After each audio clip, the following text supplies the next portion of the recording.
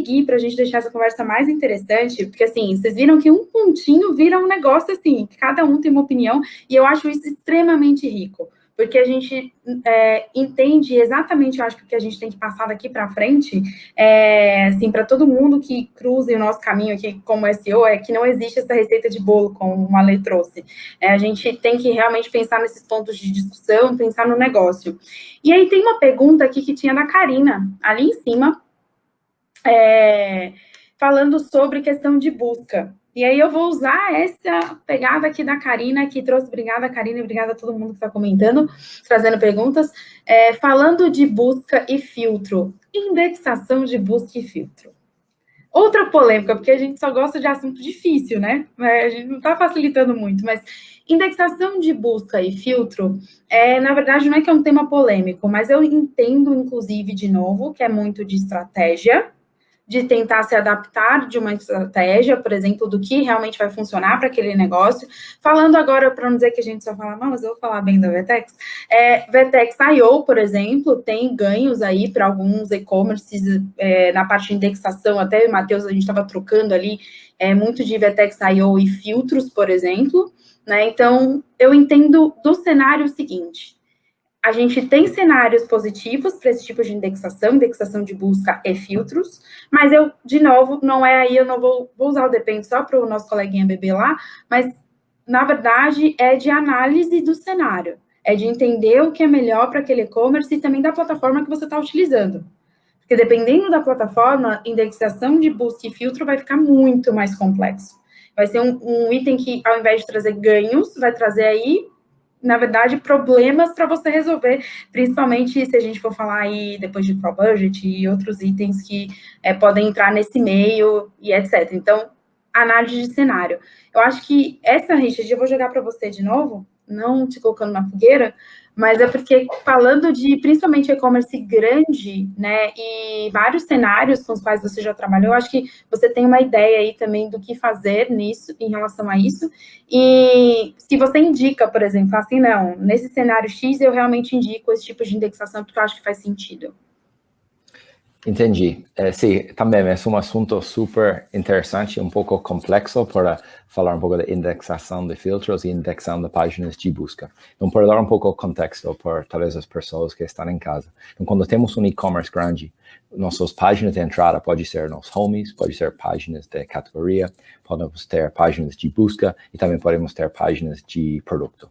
Então, quando estamos dentro do e-commerce e estamos analisando todo o nosso tráfego, temos que entender muito bem como os usuários estão chegando à nossa plataforma e o que está acontecendo depois. Então, com as métricas que eu vou olhando e a minha experiência trabalhando no e-commerce, do meu ponto de vista, tem mais sentido para sim ter essas páginas de busca indexado. Então, às vezes, Google vai falar que essas são contra um pouco das termos e condições de Google, mas nos e-commerce que eu havia trabalhado, estamos fazendo isso com tanto tempo e estamos ganhando tanto palavras-chave e tanto relevância, tanto visita, que para mim é uma estratégia que funciona. E também eu fiz como um benchmark faz alguns anos e muitas empresas também nos Estados Unidos. Eu lembro a Amazon e lembro a Best Buy, que eles também estão seguindo esta estratégia.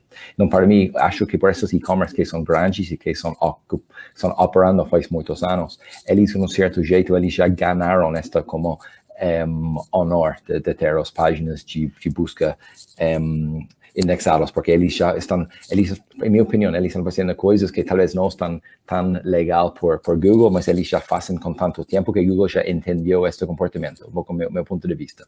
E também com as métricas que eu tenho, e como eu havia estudado isso, realmente dá certo por, não sei, no caso de Americanas, no caso de Submarino. Quando abrimos a Google para chegar com todas as nossas páginas de busca, tivemos uma melhora em nossas métricas de performance, métricas de visita, etc. Obviamente, uma que vocês podem falar um pouco de, talvez estamos como perdendo um pouco o nosso crawl budget. Um crawl budget é a quantidade de tempo que Google, a quantidade de recursos que Google vai ter para ver e para indexar e para analisar e para entender todas as nossas páginas. Talvez estamos perdendo um pouco isso com páginas que têm um pouco menor qualidade. Mas, que fazemos internamente também, nós temos um time que é busca interno, e eles também têm algumas como regras, algumas como rules, um mini como algoritmo interno para entender quando podemos mostrar uma página de busca por Google e quando não. Então, quantos itens já temos com estas páginas, quantos que é o conversion rate nesta página. Temos como várias coisas para entender que realmente essa é uma página de busca boa, que vai ter uma experiência para o usuário boa. Neste caso, se vamos mostrar Google. Não, tem um pouco mais complexidade, que é um time que realmente vai estar enfocado nisso. E também do meu lado, trabalhando aqui na SEO, falamos com eles sobre a estratégia. E para mim, a estratégia vai ser diferente por cada empresa, por cada diferente e-commerce. Mas com esse e-commerce que eu havia trabalhado, e também com os benchmarks que eu fiz de outros e-commerce, outras partes do mundo, acho que é uma estratégia que tem sentido. E também quando vou analisando meus métricas, especialmente as páginas de entrada dos usuários, ganhamos bastante usuários que nestas páginas de busca, mas também podemos entender que às vezes as métricas de qualidade destes usuários não podem ser tão boas como uma pessoa que entra numa página de categoria, por exemplo. Então é isso, e também como podemos tirar muitos exemplos aqui, como às vezes que assim não funciona muito bem, mas infelizmente quando temos sites que são o tamanho de um e-commerce assim, é impossível de organizar todas essas, como falamos, edge cases, mas em geral eu estou a favor da indexação de páginas de busca, mas gostaria como ter a opinião de vocês. Eu acho que a gente tem duas opiniões aqui, que o pessoal acabou falando que quer comentar. Não, que isso, sem problemas. Podem seguir com as opiniões, assim, a gente só diminui um pouquinho para caber no tempo, né, para a gente passar para os outros temas, porque a gente ainda tem 2 temas super relevantes, e eu acho que a galera vai gostar bastante, e esse é com certeza um deles, né, o que a gente está falando agora, e eu gostei só para passar o gancho para vocês, eu acho que é super interessante trazer tanto essa questão de... Você já trouxe, Richard, na sua fala, sobre o ganho disso, né, dos estudos que tem envolvendo isso, do cenário estratégico, além disso também dessa questão do crawl budget, que a gente tinha aí um tema também em relação ao crawl budget, que eu acho que é super importante, e eu acho que você já trouxe esse pontinho, e eu achei, assim, interessantíssimo na sua fala, já trazer esse ponto, talvez, né, a gente possa perder aí, está perdendo em crawl budget, mas, né, tem sempre aquele mas, e eu acho que metrificar é sempre importante, o dado é sempre importante, né, e olhar principalmente para aquele comportamento, como você disse, do usuário, né, se o meu usuário está buscando aquilo é importante, né, quando a gente abriu a busca, a gente teve um resultado positivo, a gente teve um X de resultado, então, acho que aqui, de novo, é tatear, né, entender o cenário, entender o que é melhor, mas entendendo que é, sim, um caminho positivo. Por exemplo, que eu acho que compilando aí, trazendo um resumo da fala do Richard, que é a questão de ser algo positivo, sim. Se você quiser testar, talvez entender dentro do seu ambiente de e-com, se vale a pena testar e avaliar principalmente os resultados a partir disso. E aí, qual a opinião de vocês, pessoal? É bem isso aí mesmo que o Richard falou, acho que tem bastante ganhos de indexar a busca, só que a gente tem que lembrar sempre que a gente precisa ter esse controle, né? Não pode deixar a Deus dará ali, indexar simplesmente tudo e qualquer coisa que for digitada. Então, sempre tem uma equipe, no caso da Americanas, deve ter uma equipe gigantesca ali que cuida da busca, esses algoritmos que ele comentou aí, está sempre tunando ali para trazer a melhor experiência de busca, tanto para o usuário quanto para o Google. E aí, ia comentar rapidinho aqui também, para não extrapolar do tempo, da parte de filtros. No Viva Decora, a gente tinha bastante isso, de indexação de filtros, e como a gente tinha muitas categorias, mais de 3.000, o que a gente fez? A gente escolheu ali 50, 60 categorias, dentro dessas a gente escolheu ali 2 ou 3 opções de filtros que iam ser indexados, e a gente começou a testar. Então, às vezes, o volume de categorias é muito grande, você não vai fazer em todas de uma vez, você escolhe algumas ali, começa priorizando, fala com o time de back-end, de front ali, para eles conseguirem dar um jeito, e aí vinha essa informação do back. Então, quando eu entrava numa categoria, o filtro X, Y, Z vai ser indexado, exibia links para essa URL do filtro ser indexada, não tinha nenhum bloqueio ali de nofollow, etc. E os demais filtros a gente bloqueava eles com noindex e etc. Então, dá sempre para a gente ver como trabalhar isso de uma forma ou de outra, sempre junto com as outras equipes, que é, claro, muito importante. Legal. Eu queria só Pegar esse gancho, eu acho que o Richard colocou muito bem ali os grandes desafios da coisa. Eu acho que é muito de olhar para dentro e entender as métricas mesmo. Claro, o benchmark de fora ajuda para um norte, é uma ideia diferente, mas o famoso cada caso é um caso, entre filtros e buscas. Acho que isso é uma discussão para horas e horas aqui. Mas quando vocês falaram até de crawl budget, só queria, talvez, porque eu acho que a maior parte, acho que até dos nossos colegas aí, então a gente está falando não só dos e-commerce gigantes, né? Porque, beleza, a gente está trazendo o exemplo do Richard aqui, ou Viva Decora, ou Magalu, que a gente está falando de milhões e milhões de páginas. Mas eu queria trazer um ponto que eu acho engraçado, que cada vez mais a gente escuta isso no dia a dia, que é, assim, às vezes o pavor assim, em cima de crawl budget, mas quando a gente está falando de e-commerce menores, então eu só queria levantar a bandeira, pode ser polêmico ou não, mas assim, se você tem um e-commerce que não é gigante, você não está falando de centenas de milhares de páginas, raramente você vai ter que se preocupar com crawl budget. Assim, isso é um problema que a gente está falando que pode vir, com certeza é um desafio, não só para e-commerce, mas qualquer site com uma arquitetura muito grande que tenha milhões de páginas. Então é só para talvez acalmar um pouquinho, se você tem um e-commerce aí, né, com algumas mil páginas lá, acho que fica tranquilo. Eu acho que, claro, hoje está muito mais fácil, o reporte de crawl do Google através do console está muito mais bonito, muito mais fácil de você entender, então você tem essa informação, você não precisa mais fazer análise de log direto no servidor, na unha ali, sabe? Acho que hoje está bem mais fácil, mas acho que não é... Se você tem um e-com que é um pouco menor, fica tranquilo nesse quesito, e com a parte de indexação de filtros e busca, eu testaria, porque pode ser que não faz, de novo, se é uma marca própria, está vendendo 30 produtos diferentes, sabe? O quanto você pode explorar em cima de filtro e busca. Talvez valha a pena abrir toda essa porteira, porque justamente por ter poucas opções, você não vai ter muita combinação de filtro, então não arrisca você indexar um monte de página que não faz sentido para o Google. Acho que vale muito testar daí, sabe? Mas eu só queria sair um pouco da realidade de e-commerce marketplace gigante para o e-com menor, sabe? É só essa bola que eu queria levantar.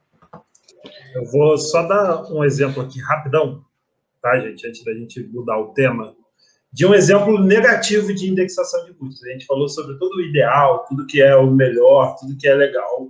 E sites grandes, né? A gente está falando aqui B2W, Magalu, Marden já trabalhou na Petlove, eu já trabalhei na Petlove, então são sites e e-commerces grandes. Mas já peguei um projeto uma vez de um e-com pequeno que resolveu liberar a indexação da sua busca. E alguns usuários descobriram que se a pessoa fizesse 3 buscas, ele gerava uma página automática e não existia nenhum tipo de moderação nisso. Então, vocês imaginam a quantidade de problema que começou a gerar para esse site, porque tudo que era buscado 3 vezes lá dentro criava uma página automática num subdomínio ainda, busca.nome do site.com.br. E aí, essa empresa começou a ter vários problemas. E concorrentes descobriram e começaram a indexar as páginas com o nome do próprio concorrente. Cara, virou uma zona. Então, assim, tudo que a gente vai fazer, a gente tem que tomar muito cuidado com o que você vai liberar para o Google indexar ou não, e ter a certeza de que você está fazendo da maneira correta. Sobre crawl budget, só uma última questão também. Eu também já peguei um projeto de um e-commerce pequeno, ele tinha aí 1000 produtos, então, na teoria, não seria um problema para crawl budget, porém, a plataforma tinha tanto problema de indexação de filtro, ele criava a página para tudo que é filtro, que virou um problema de crawl budget. Quando você crawleava o site, quando você fazia análise de log desse site, você via que ele tinha mais de 1 milhão de páginas indexáveis, que o cara não tinha ideia de que aquilo ali acontecia. Por quê? Porque o próprio e-com dele ia criando filtro e combinações de filtro e não tinha uma regra de no index para, igual o Bruno falou, sei lá, tô com 3, 4 filtros já aplicados, a partir disso eu vou dar no index, porque já não faz mais tanto sentido, já não é uma página que vai ter tanto valor para o usuário, que virou um problema. Então, a gente também teve que corrigir isso, tive que olhar ponto a ponto, fazer toda a análise de log daquele site, entender o que estava acontecendo, porque por mais que o Google Search Console esteja bem melhor hoje em dia, nem tudo ele repassa para a gente, né? A gente fica com um delay ali, a gente não tem a amostra total, então precisei olhar os logs desse site, entender o que estava sendo indexado, o que estava acontecendo, para aí sim a gente falar, não, caramba, seu problema está aqui, ó, seus filtros criam páginas como se fossem loucos. E esse é a definição, e ali no meu caso, né? A gente está falando de exemplos grandes, eu quis pegar 2 exemplos menorzinhos e problemas que esses exemplos menores trouxeram.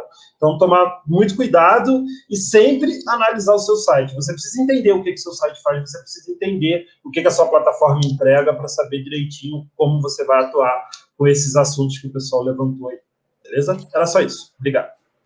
Puxando um comentário aqui, Mário, trazendo para a realidade um pouco dos e-commerces menores também, acho que não é dúvida que traz resultados em grandes e-commerces ou sites no geral, aí a gente vê gigantes aí indexando buscas e tendo, até antes de atualizações do Google, até dando dominando os SERPs e tudo mais, mas de fato, em e-commerces menores, eu acredito que uma boa arquitetura com uma indexação de filtro certeira ali, ela já supre mais do que o necessário, mais do que aquilo que você já tem de produto.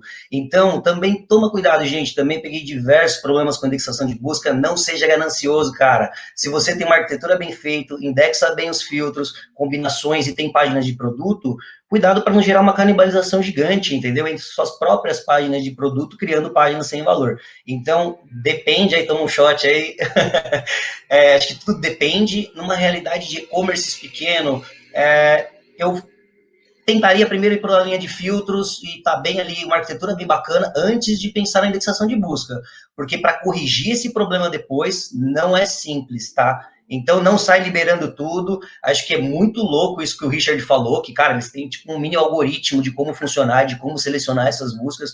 Isso é incrível. Agora, se você é o único SEO, ou se você tem área enxuta, e você não consegue criar uma regrinha específica para essa indexação, alguma coisa do tipo, vai numa arquitetura, vai num filtro indexado ali, aos poucos, como o Pesserini comentou, e talvez depois, se for necessário, você comece a indexar o URLs de busca. Bom, era só esse comentário aí. E ainda pensando um pouco sobre sites menores, e até os grandes, talvez essa ideia valha bastante, usa a linkagem interna a teu favor. É muito importante você estruturar bem os teus links internos para ajudar o Google a entender o que você quer que ele entenda. Então, às vezes, isso está ao nosso alcance. Por exemplo, eu quero que essa categoria A, ela é muito importante para mim, coloca ela na home.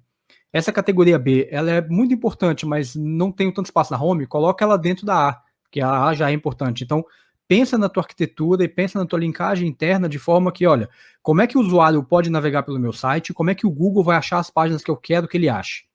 E aquelas páginas que estão lá no fundo, traz elas para frente, bota link nelas, cria esse ambiente para o Google circular dentro do site. Não deixa uma rota de escape. Então, eu geralmente penso numa página assim, eu escolho um texto, escolho uma categoria ou um produto, e eu tento pensar em 3 links ali dentro que eu quero que ele distribua ao longo do site.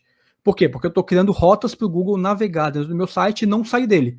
Então, se o Google em um dado momento chega numa parede, ele não vai indexar a partir dali. Então, usa, em e-commerce menores, sites menores, é mais fácil de fazer. Então, usa a linkagem interna para ajudar o Google a otimizar o crawl budget que ele tem. Então, acho que isso é bem importante. Eu só queria fazer um comentário antes da próxima pessoa, de falar assim, o Marlon trouxe um ponto para mim que é fenomenal, porque às vezes a gente está falando aqui de indexação de filtro, indexação de busca, a gente está falando de crawl budget, etc., cenários positivos, cenários negativos, e-commerces grandes, e-commerces pequenininhos, só que a gente esquece às vezes do básico, do óbvio, e isso eu falo em todos os projetos, né, que normalmente se pensa muito lá em cima. Eu quero indexar o filtro, eu quero indexar a busca, mesmo se é grande, tá? O Matheus trouxe ali um exemplo realmente factível da coisa, do tipo, se você é pequeno, vai devagar aqui, ou indexa aqui primeiro e depois vai por ali, porque é difícil corrigir. Mas o óbvio, para mim, é o que faz sentido quando você está startando algo de SEO, que é linkagem interna. E a linkagem interna, por mais que alguns SEOs, assim, eu acho que foi difundido há um tempo, não sei quanto tempo atrás, mas pelo menos a visão que eu tenho de SEO já é bem diferente há muitos anos, de que linkagem interna era algo para o robô. É algo feito para o Google, porque a linkagem interna facilitada, etc.